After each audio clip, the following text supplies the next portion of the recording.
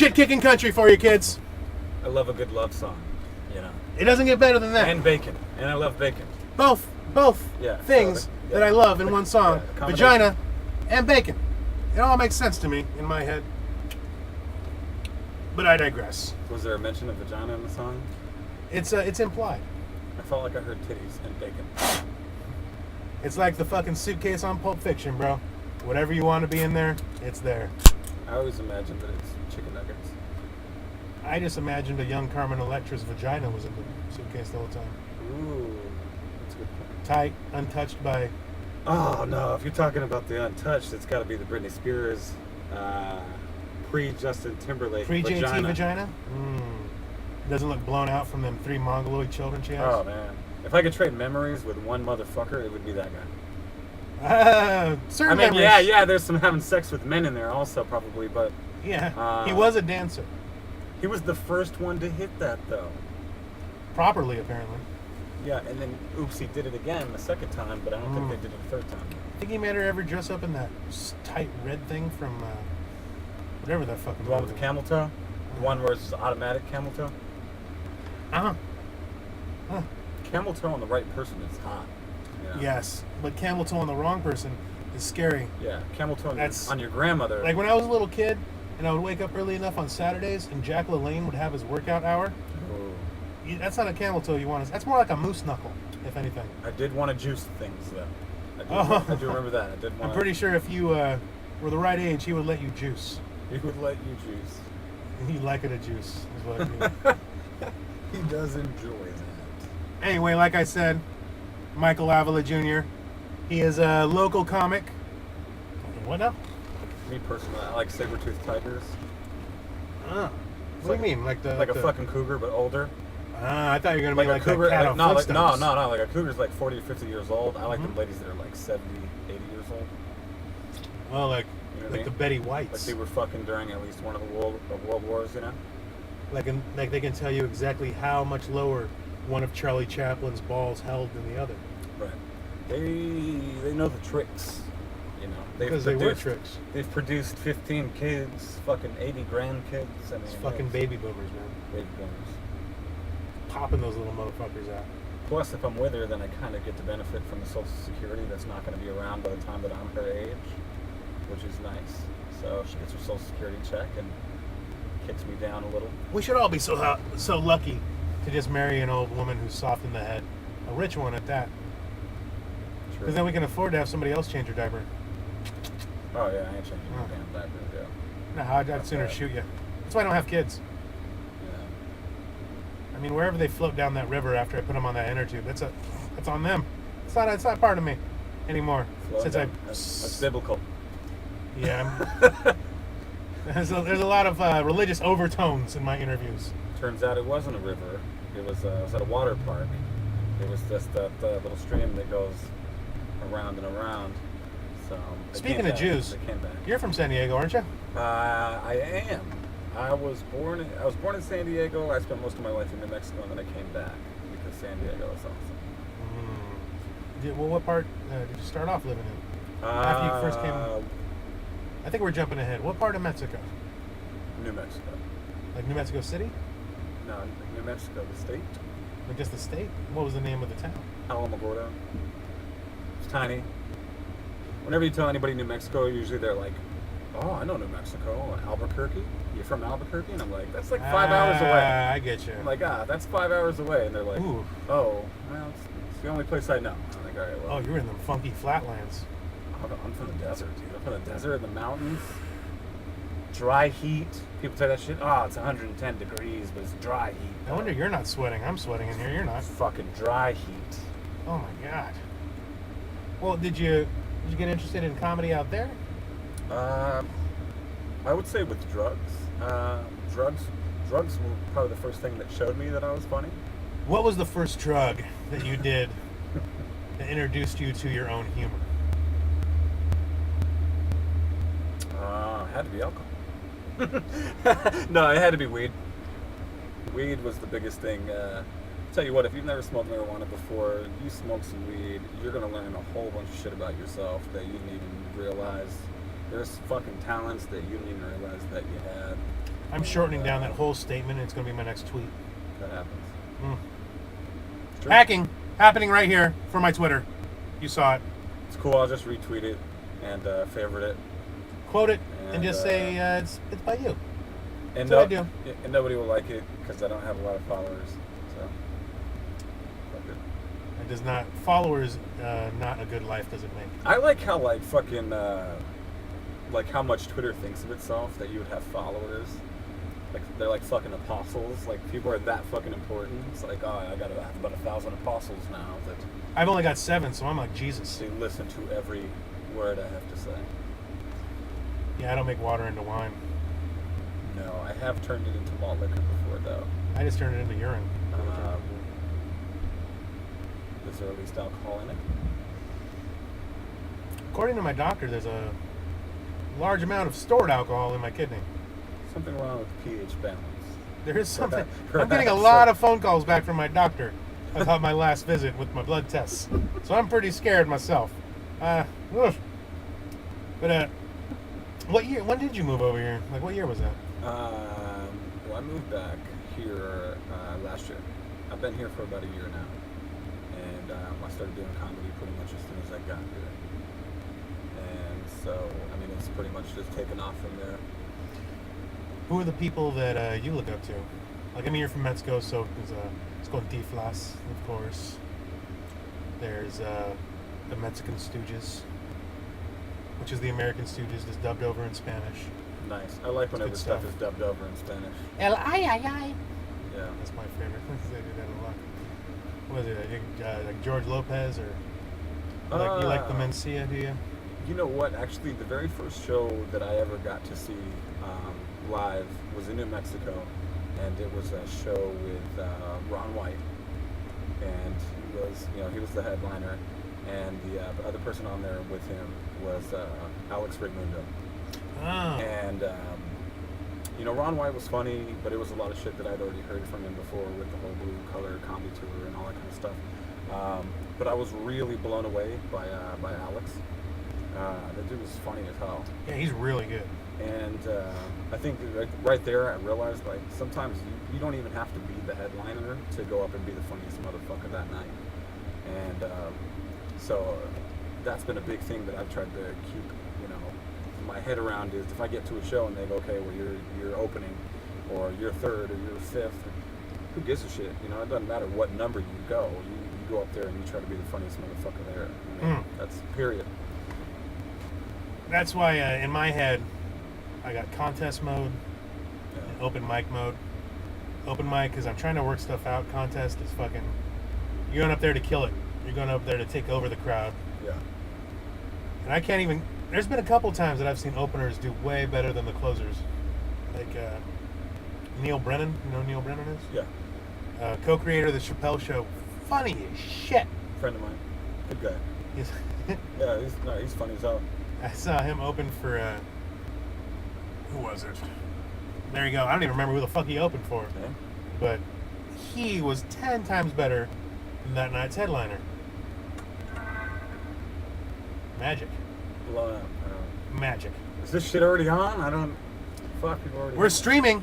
People are hitting it up currently as we speak. I think the last text you just got was, "Why did you shave your head?" I think we should have had a telethon, man. We could have raised some fucking money in this bitch, I do need to pay my rent. It's true. Decent looking hookers are not cheap. That's what makes the not so decent looking ones more attractive.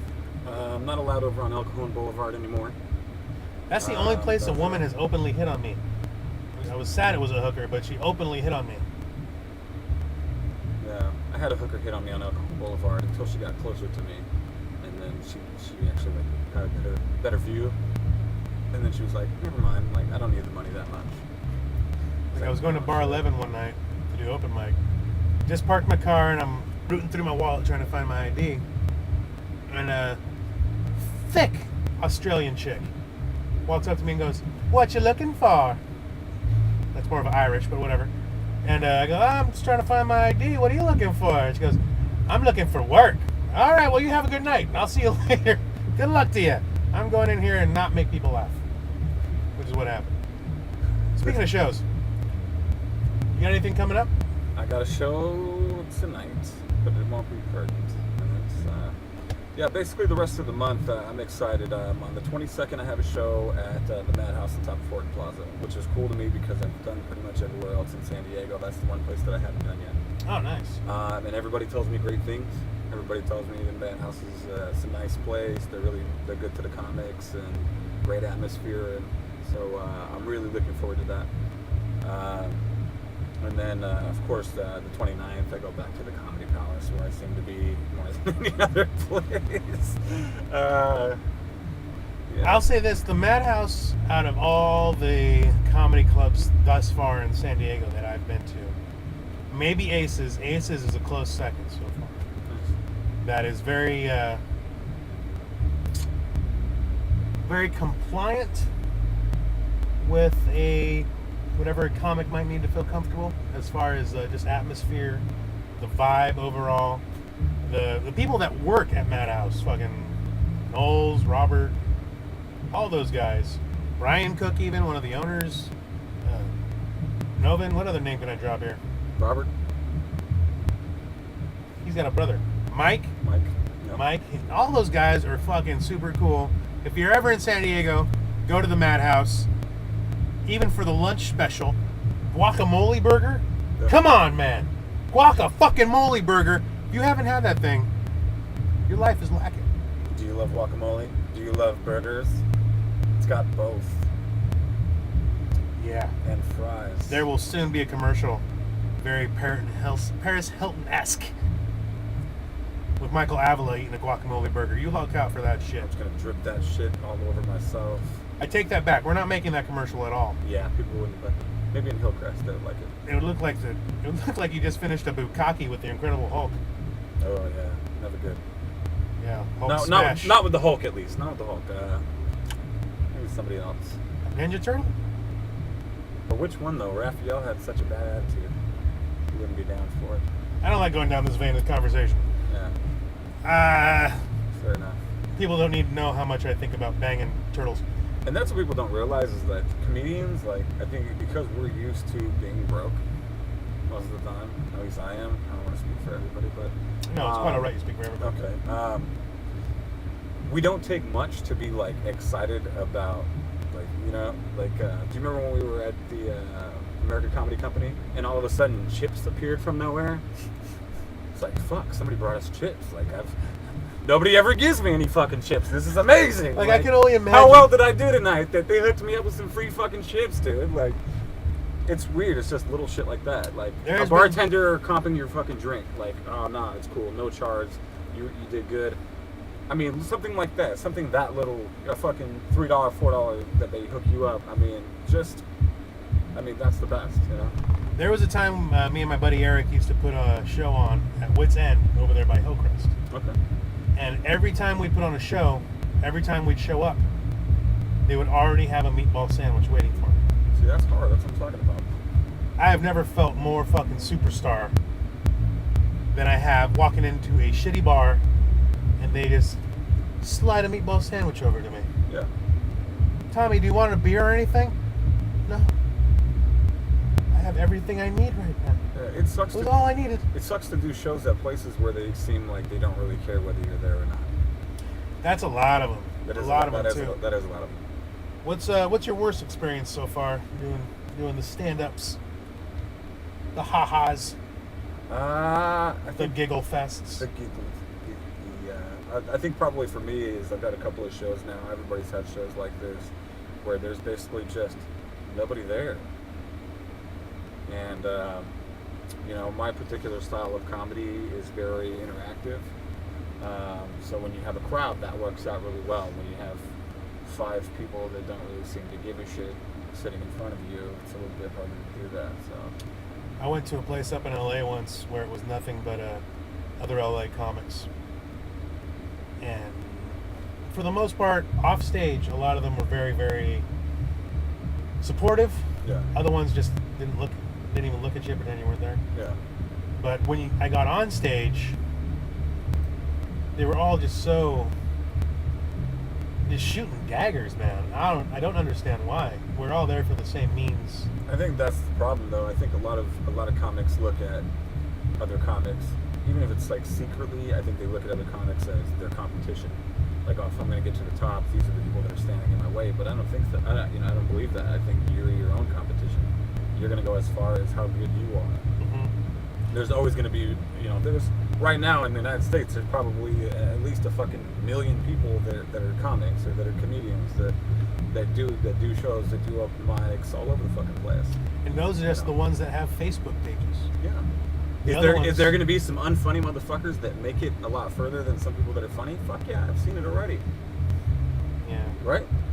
I love Comedy Central, but sometimes you'll watch some of those stand-up shows and you'll see the people that are on there and you think to yourself, oh man, like it's so great, like that's where I want to get to. I want to get to doing a special on Comedy Central. And you sit there and watch some of the people and think to yourself, how did this guy make it that fucking far? He's not that funny. I see what you're saying. It should be judged.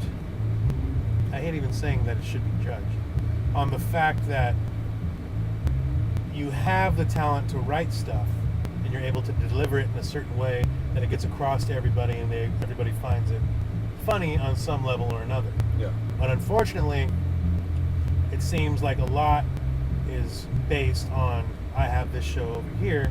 If you put me on your show, you can come do this one, and back and forth. I mean, not everywhere.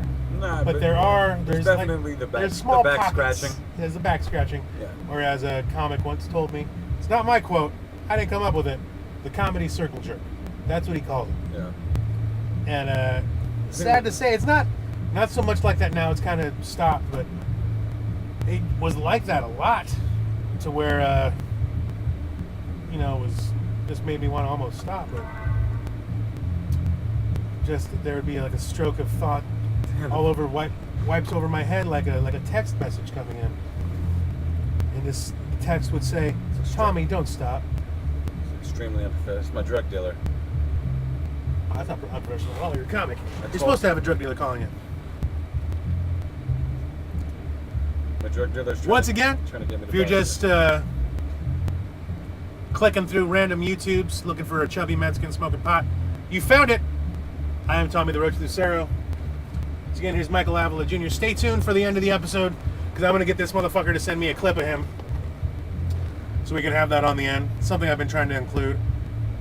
I've been too lazy to actually go out and do street shit where I talk to homeless people. That's eventually going to happen. Until then, you just watch us tell jokes in shitty bars. If you could ask one question to... let me preface that question with another one. Who's your favorite comic? My favorite comic. Living, dead. Period. Doesn't matter. It's got to be Dave Chappelle.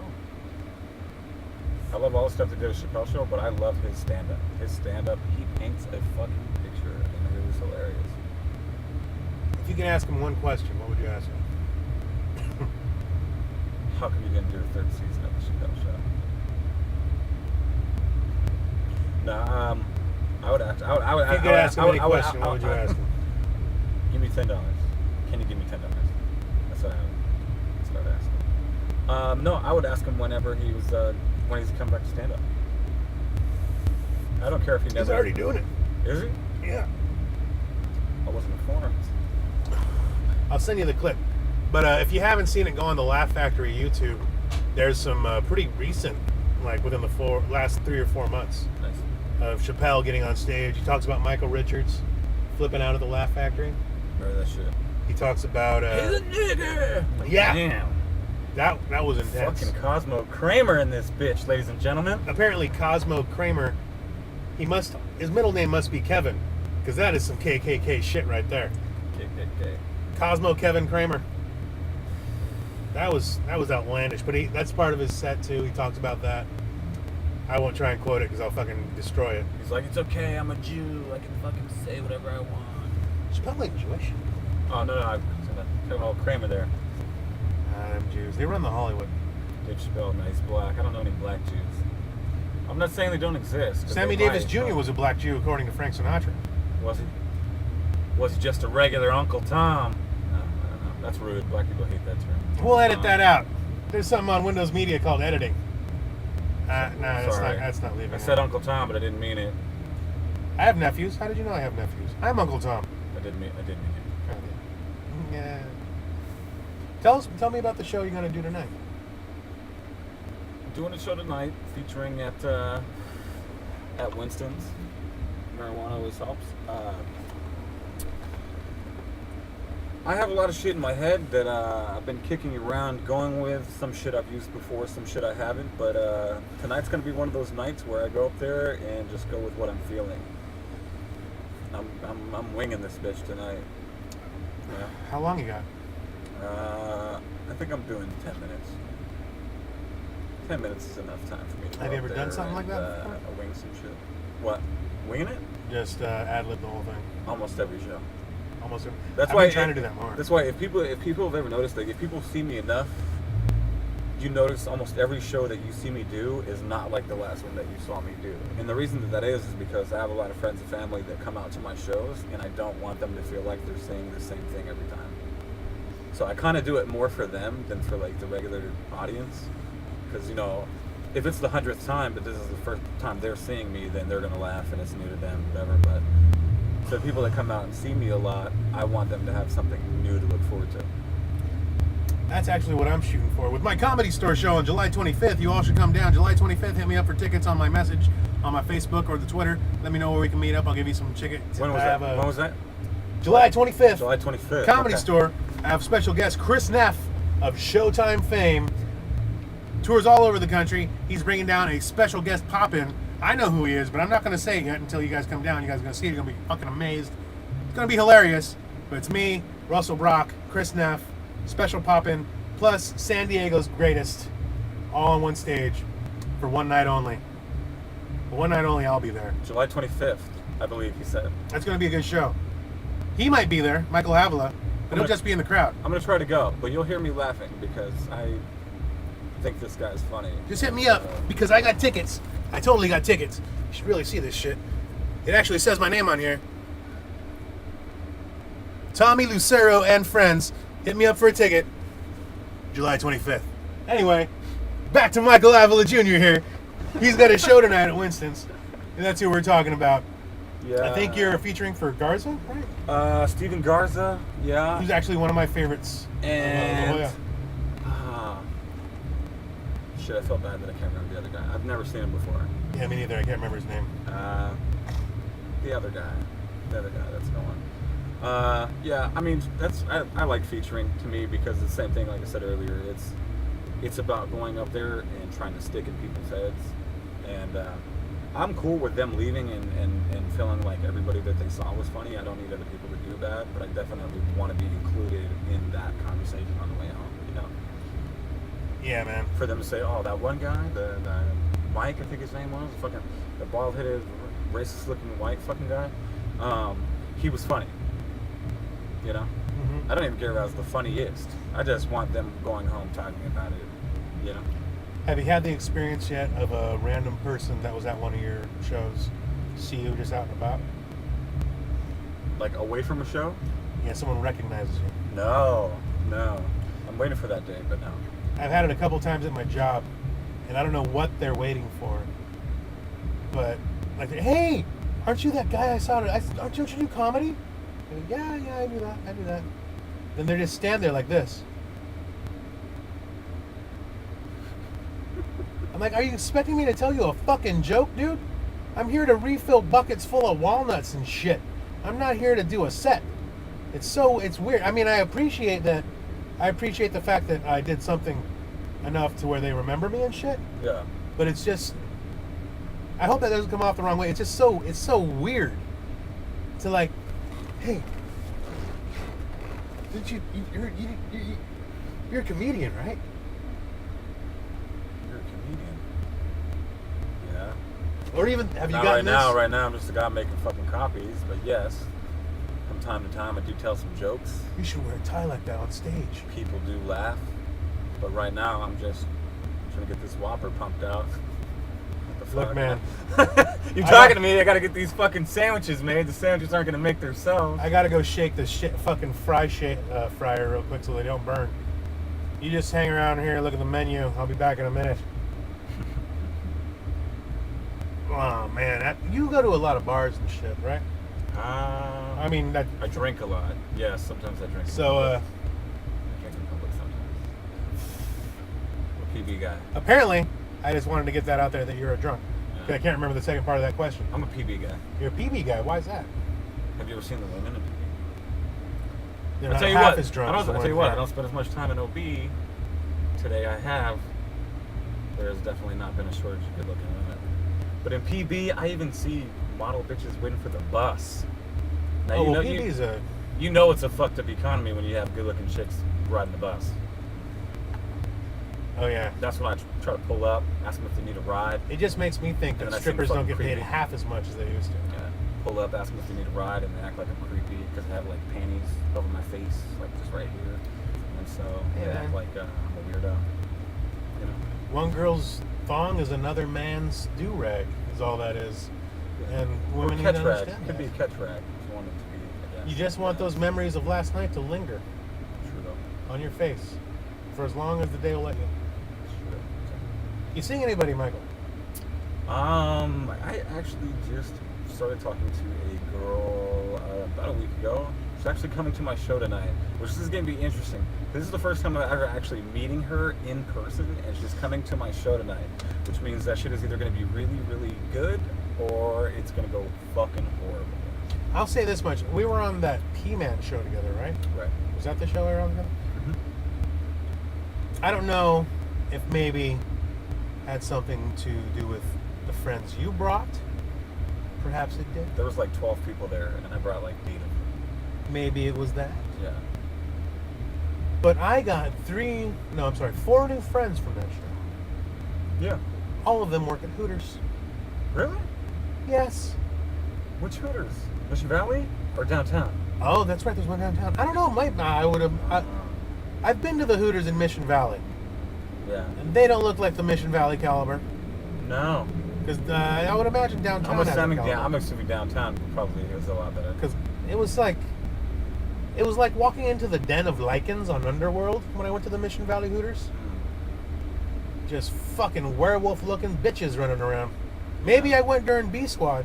Maybe that's what it was. And they try to make sure that they mix up the nationalities of the girls, so when you walk through there, it looks like it's a small world after all. It looked more Chinese, like one of those Chinese girl, black girl. It looked white more girl. like one of those Amnesty International commercials when I walked in there. Just underfed women, flies on their eyeballs and shit. Have you noticed how sketchy the fucking commercials on TV, like in the middle of the night, like how much they can get away with these days? I can't believe that shit. Like if that existed when I was like a fucking kid growing up, I would have stayed My out in the middle of the night, and that would have been the time where I would have jacked off. My favorite is the thinly veiled commercial for a finger vibrator. Yes. Have you seen that? Yes.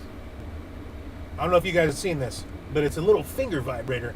It's a massager. You're supposed to put it on the temple of your head. It's a clitoris massager. But yeah, funny enough is that it would fit right under the chick's little hood there and just annihilate the little dude in the boat.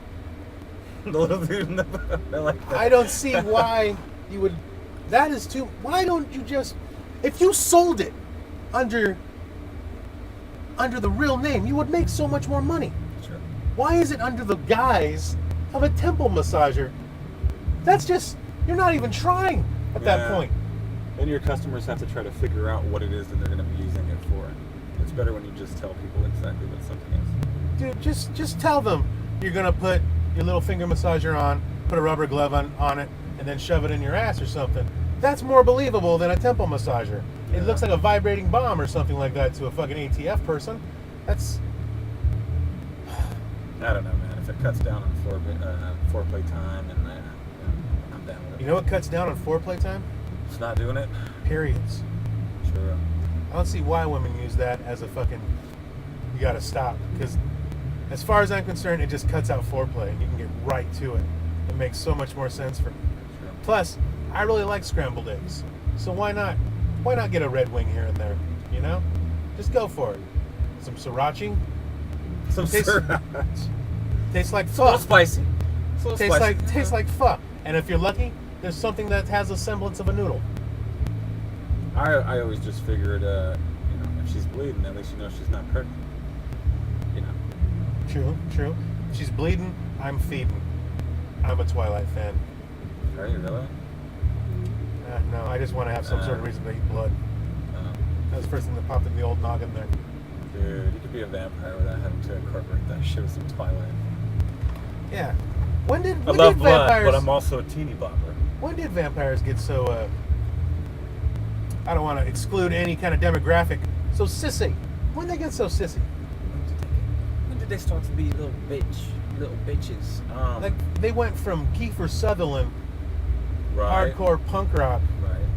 vampire, all of a sudden to Tom Cruise. I think I'm wearing a powdered wig. I think that was the time that it changed. You think that was a changing of the guard right there? Fuck yes, it was. It's like, holy shit, it's a vampire. Oh, it's Tom Cruise. I, for some reason, want him to bite me. Like, kick him in the face. Get the fuck out of here, yeah? That's like a gay three-way if Tom Cruise and Brad Pitt feed on you. I'm just glad that Tom Cruise and Katie Holmes are getting a divorce, That way I can go back to climbing in through her fucking bedroom window and shit like I used to. On the creek. On the fucking creek, you know what I mean? That Vanderbeek's a fucking beast. I don't know if she still remembers. Never got his dick wet, though. He's the Vanderbeest, bro. The Vanderbeest. I'm sure he went on to have a lot more success, dude, with the ladies after that. But there was no untouched bit of fucking soil on Katie Holmes after the Vanderbeest is done. After the Vanderbeest, he leaves his mark.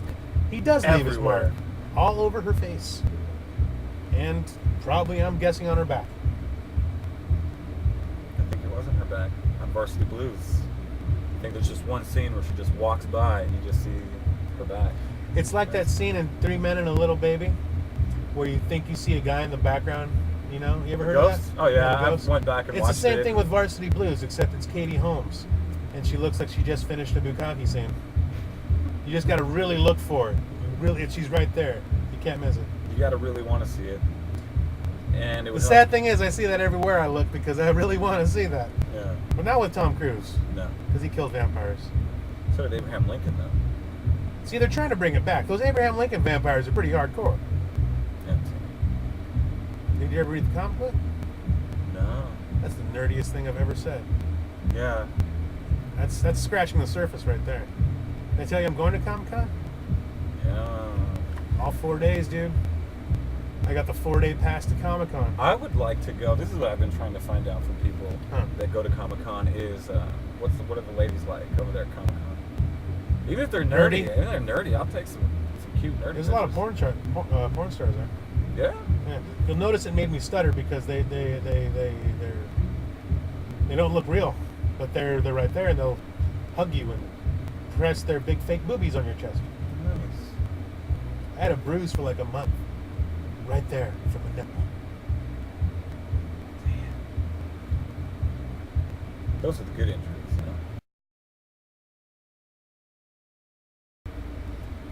Dude,